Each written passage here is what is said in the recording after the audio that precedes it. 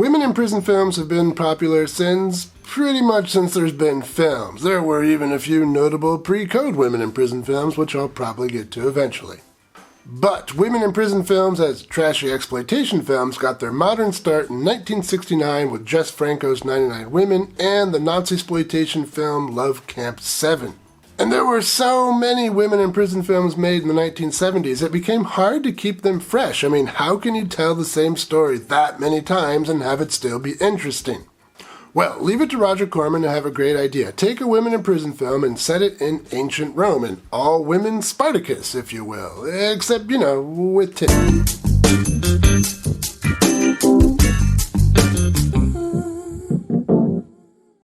Welcome to Exploitation Reviews, and me, Rob, and today I'm taking a look at The Arena from 1974, starring Pam Grier and Margaret Markov. We last saw both of them together on this channel in the film Black Mama, White Mama, which is also an interesting take on the women in prison film. I like that movie quite a bit, so let's see how they do here. We open on some kind of ceremony, and since they aren't ritualistically drinking blood or eating the flesh of a demigod, we can safely assume they're not Christians. Their ceremony is interrupted by centurions, a jiggly maiden, that's Margaret Markov by the way.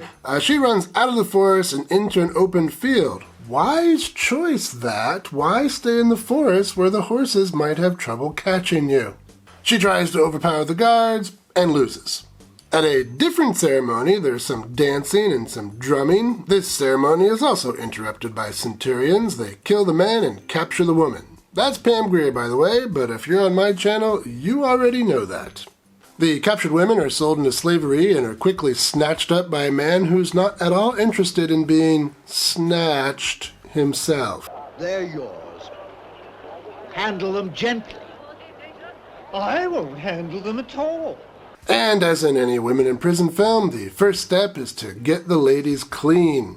This being ancient Rome, we don't have access to a fire hose, so a bucket will do the job. That's a nice bucket challenge I would actually watch. Pam and Margaret are then brought to a party where Pam dances. I don't normally like random dance scenes which do little more than to artificially pad the runtime, but this is Pam Grier we're talking about, and her padding is all natural. Margaret then misbehaves and is punished by, well, judging by that back hair, a werewolf.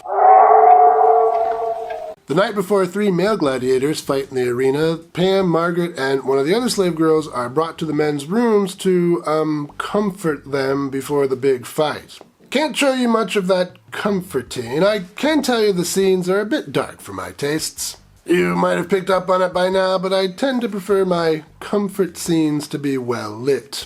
I just prefer the details to the shadows. Call me crazy. Rakim knows what I'm talking about. We like it with the lights on. Regardless, I don't think Pam and Margaret did a very good job comforting their men because the next day they lose. Or maybe they did such a great job comforting them that they no longer had the energy to fight. Who's to say? Anyway, after that gladiator fight, the women get into an argument and we get another staple of the women in prison film, the cat fight. And this gives the master an idea, gladiator fight starring women. So, 30 minutes into the movie, and we get what the poster promised. The first fight is played mostly for laughs. One of the girls is pretty drunk, but it works out just fine, the crowd likes it, and the master gives them the thumbs up. And the next day it's Pam versus a Roman girl, and the crowd is none too pleased that a Roman girl is fighting in a gladiator arena. They demand she be replaced, and so she is. Once unmasked, we learn that it's the bedwarmer friend of the gladiator trainer. But this time the crowd wants blood and the master goes along with their wishes. Pam hesitates, but the archers make it clear someone is dying in that arena, so...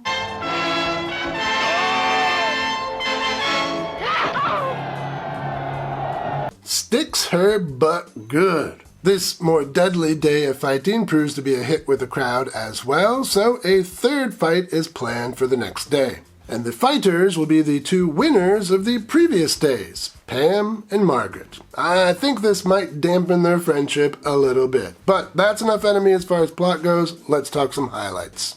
This is actually a pretty entertaining movie. It's a Roger Corman movie, so if you know what his style is like, you know what to expect. The sets and costumes are low quality, but every 10 minutes or so, something will happen that will make you happy you're watching. Maybe some violence, maybe some nudity, maybe some violent nudity. That's the Roger Corman formula, baby. It's also pretty interesting how familiar women in prison elements have been adapted into something relatively fresh, considering how tired that genre has a tendency to be. True, it's easy to maintain interest when the actors are so interesting to look at, and both Pam Grier and Margaret Markov are very interesting to look at, but they're not just eye candy. The characters in this movie are pretty likable, and you might even find yourself actually being engaged in the story. I don't think it's the most engaging women in prison film. That's got to be Nightmare in Badham County, but it's also far from the least engaging women in prison film. Still though, the movie's not perfect. Like a gladiator with his bed warmer, this film has some shortcomings. Well, like I said, this is a low-budget Roger Corman production, and it comes with all the shortcomings that we would expect from that. Cheap sets, some bad acting, poorly choreographed fight scenes. But, I really doubt that anyone who watches my channel is going to care about that stuff. Personally, I'm not a big fan of the stereotypically gay characters being used as comic relief. The film really shows its age there. But this was also the early 70s, so I can't really fault it too much for that. Product of its time and all. Like every women in prison film, this film ends with a escape attempt, and what's a bit silly here is that the people who were just recently trained to use swords wield them so effectively against professional soldiers. I have to suspend quite a lot of disbelief there, but it's a silly movie, so suspending disbelief shouldn't be a problem. Overall, this is a light and fun women in prison film with two gorgeous leads who are pretty comfortable being naked. So if that sounds like your thing, this is your thing. And since you watch my channel, that's probably your thing. It's not the best movie ever, but there are far worse ways to spend a Saturday afternoon.